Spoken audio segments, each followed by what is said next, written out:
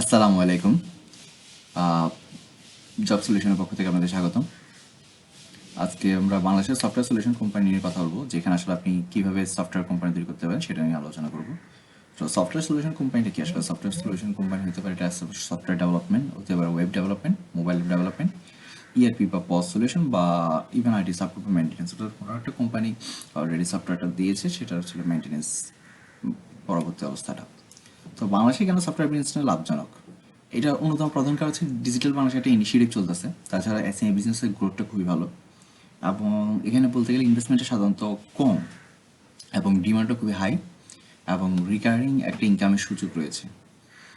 তো আমরা যদি কোম্পানি খোলার আগে যদি প্রস্তুতির কথা বলি, তাহলে সেখানে স্কিল অ্যাসেসমেন্ট এবং market research, target client selection এবং সার্ভিস সিলেকশনটা আপনার খুব ইম্পর্টেন্ট। তো স্কিল অ্যাসেসমেন্ট বলতে আপনি আসলে কী কী স্কিল নিয়ে আপনি সেখানে মাঠে নামতে যাচ্ছেন। আপনি আসলে বিভিন্ন দিক থেকে নামতে পারেন। আপনি সাইবার সিকিউরিটি দিকে নামতে পারেন, সফটওয়্যার কোম্পানি যেহেতু হইতেছে সেখানে আপনি আসলে সরাসরি যেগুলো বললাম যে আসলে পজ, ইআরপি আর আদার্স কোনো সফটওয়্যার, সেগুলোর সাথে আপনি করতে পারেন। ইভেন সার্ভিস সিলেকশনও করতে পারেন।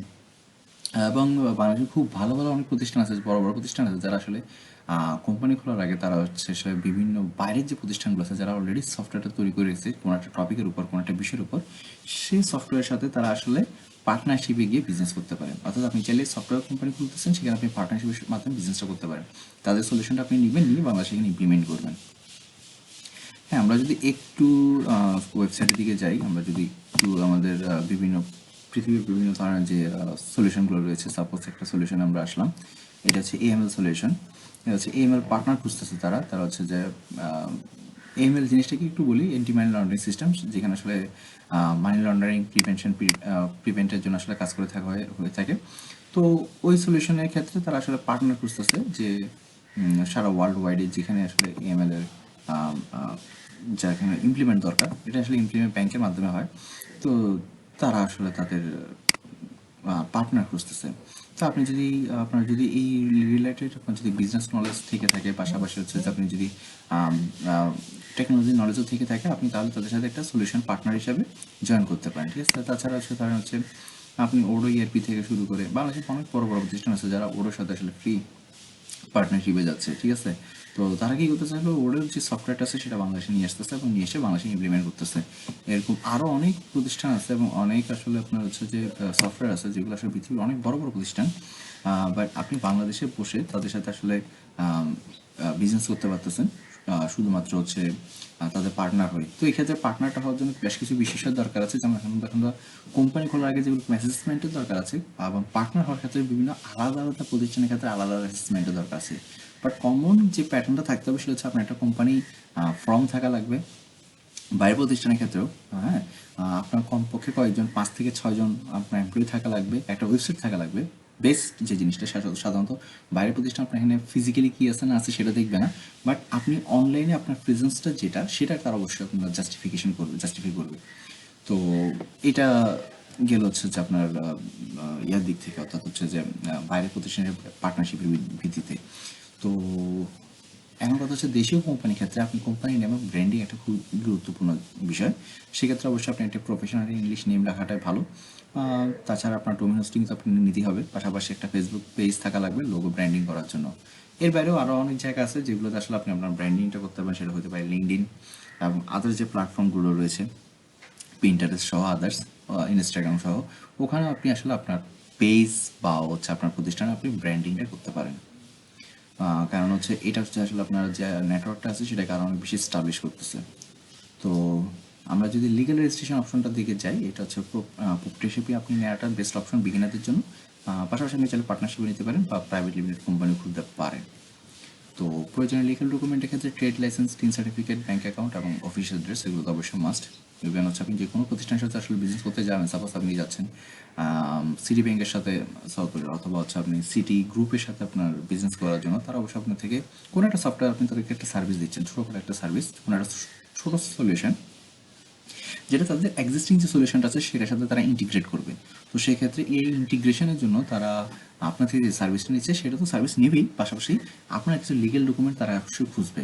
যে লিগেল ডকুমেন্টগুলো খুঁজবে তার মধ্যে trade licence, tin certificate, bank account এবং অ্যাড্রেস, এগুলো অবশ্যই আপনার লাগবেই। আর অফিস সেট আপটা হচ্ছে যে হোম অফিস, ওকে সমস্যা নেই, আপনি প্রথমত আপনার ছোটোখাটো বিজনেস সেট আপ দিয়ে আপনি স্টার্ট করতে পারেন। আপনার অবশ্যই একটা ল্যাপটপ ইন্টারনেট তো অবশ্যই থাকা লাগবে। অনলাইন মিটিং টুলসগুলো সম্পর্কে আপনার জানা থাকা লাগবে। হতে পারে সেটা হচ্ছে যে Google Meet or Zoom others, এবং এটা আপনি মিনিমাল কস্টে আসলে সব কিছু অপারেট করার সুযোগ আছে। আর টিম বিল্ডিং স্ট্র্যাটেজির ক্ষেত্রে হচ্ছে আপনার ডেভেলপার দরকার হয়েছে, আপনার ডিজাইনার, আপনি চাইলে ফ্রিল্যান্সার হিসেবেও কাউকে না কাউকে দিয়ে কাজ করে নিতে পারেন। আর যদি আপনার প্রতিষ্ঠান একটু বড় হয়, সাপোর্ট স্টাফের দরকার আছে, কন্ট্রাক্ট বেসড হায়ারিং আপনি তখন করতে পারেন। সেটা হইতে পারে যে আপনার পার্মানেন্ট বেসিসে অর আপনার হচ্ছে কোনো একটা নির্দিষ্ট ডিউরেশন বেসিসে। তো ক্লায়েন্ট পাওয়ার ক্ষেত্রে এক্ষেত্রে একটু বড় বিষয়, কারণ হচ্ছে ক্লায়েন্ট হচ্ছে আপনার অ্যাসেট, কারণ সেই আসা মানে হচ্ছে আপনার প্রতিষ্ঠানের টাকা যে সার্কেলটা আছে সেটা ঘোরা।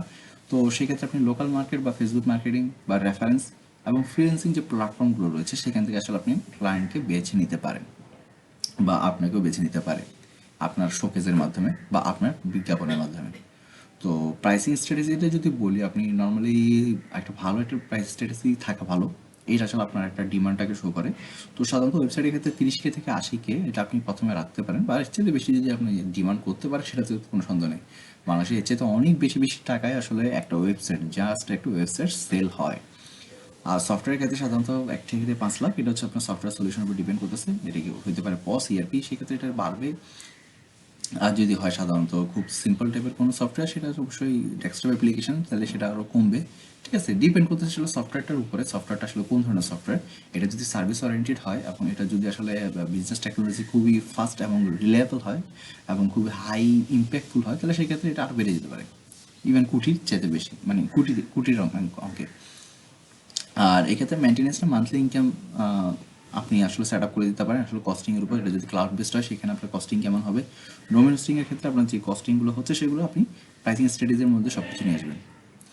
আর পেমেন্ট রুলটাও অবশ্যই একটা খুবই ইম্পর্টেন্ট, কেন পেমেন্ট রুলটা যদি আপনি প্রথমে ফিক্স না করতে পারেন পরবর্তীতে আপনার ক্ষেত্রে ঝামেলা হবে। সেক্ষেত্রে অ্যাডভান্স পেমেন্টটা কী হবে, এগ্রিমেন্টটা কেমন হবে, এগ্রিমেন্ট টার্ম এবং কন্ডিশনগুলো কী থাকবে, আপনি আসলে কীভাবে বেসিসে আপনি সাপোর্টগুলো দিবেন, সাপোর্টগুলোর ক্ষেত্রে কস্টিংটা কেমন হবে, হ্যাঁ, এবং মাইলস্টোন পেমেন্ট কীভাবে থাকবে, ইনভয়েসিং থাকবে, ঠিক আছে, এএমসি থাকবে কি থাকবে না, তো ইত্যাদি বিষয় আপনি আসলে পেমেন্ট রুলসের মধ্যে নিয়ে আসবেন।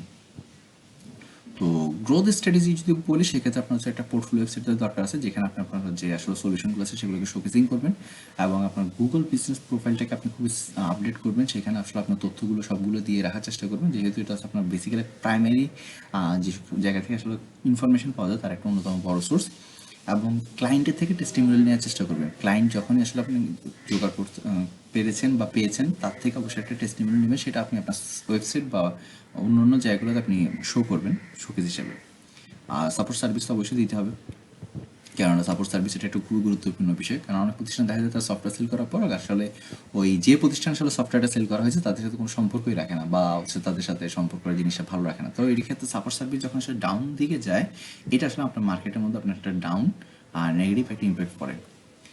তো কমন মিস্টেক যেগুলো আসলে এই সফটওয়্যার কোম্পানির ক্ষেত্রে হয়ে থাকে সেগুলো হচ্ছে কোনো এগ্রিমেন্ট না থাকা, কোনো অ্যাডভান্স না থাকা, এবং খুবই অল্প প্রাইসিং করে আসলে হচ্ছে যে অফার করা, পরবর্তীতে আসলে সে চিন্তা করে যে না আমি তো তারা আটকে ফেলতেছি। বাট এইগুলো আসলে কখনোই কোনো সফটওয়্যার কোম্পানির নীতি নৈতিকতার মধ্যে থাকতে পারে না। ঠিক আছে, আপনাকে অবশ্যই একটা ভালো একটা এগ্রিমেন্ট, আপনি অ্যাডভান্স পেমেন্ট যদি থেকে থাকে সেটা অবশ্যই আগে ডিসক্লোজ করে নেওয়া, এবং প্রাইসিংটি স্ট্যান্ডার্ড একটা প্রাইসিং রাখা, যাতে পরবর্তীতে কোনো ঝামেলা না করা, এবং ফোকাস অবশ্যই আপনার থাকা লাগবে।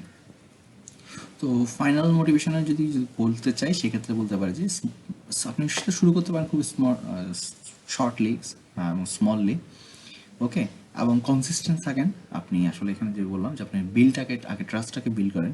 আপনি আসলে যখন ভালো একটা ক্লায়েন্টকে একটা যখন প্রপার সার্ভিসটা দিবেন তখন সে অটোমেটিক্যালি আপনার জন্য অন্য ক্লায়েন্ট ব্যবস্থা করে দিবে। এটাই হচ্ছে দেখা যায় যে আসলে বিজনেস স্ট্র্যাটেজির একটা অন্যতম বড় বেনিফিট।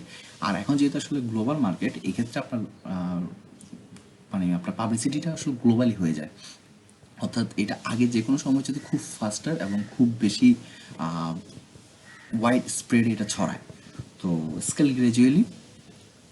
তো এই ছিল আজকে আমাদের আলোচনার বিষয়। তো ভালো থাকবেন, আপনাদের মতামত জানাবেন ইনশাল্লাহ। আসসালামু আলাইকুম।